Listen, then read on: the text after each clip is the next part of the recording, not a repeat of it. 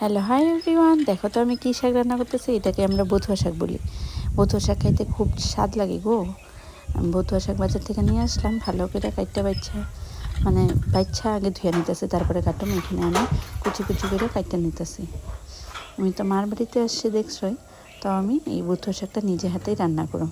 এখানে আমি কুচিয়ে নিচ্ছি, এখানে আমি বাটা মাছ নিয়েছিলাম, বাটা মাছ ভাজ্যা নিতেছি। এখানে চাল, আদা আর জিরা আমি বাইটটা নিব। এটা অন্যরকমভাবে আজকে আমি বথুয়া শাক রান্না করব। এখানে তেজপাতা, জিরা আমি তেলে দিয়ে নিতেছি। তেলটা একটু বেশি করে দিব। তারপরে তেলটা এইভাবে আসা যাওয়ার পরে জিরাটা ফুটলে আমি এখানে শাকটা দিয়ে দিলাম। শাকটা দিয়ে ভালোই জল বের হবো। ভালো করে নাড়াচাড়া করে শাক দেখো কতগুলা কাটছি। এখন নাড়তে নাড়তে কতটুকু হয়ে যাবে দেখো তো।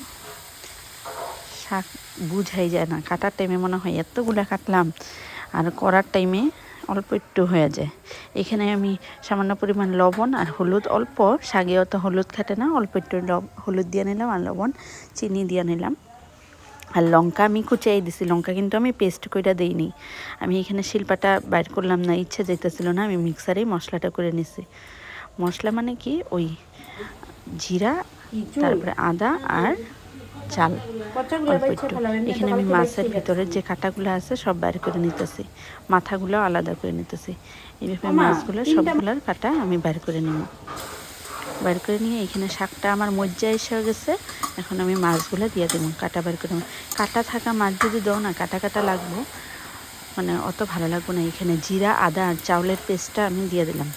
এইভাবে শাক কইরা খাও, বথুয়া শাক কইরা কোবা যে কী দিয়ে ভাত খেতেছি। এক থাল ভাত এমনিই শেষ হয়ে যাব।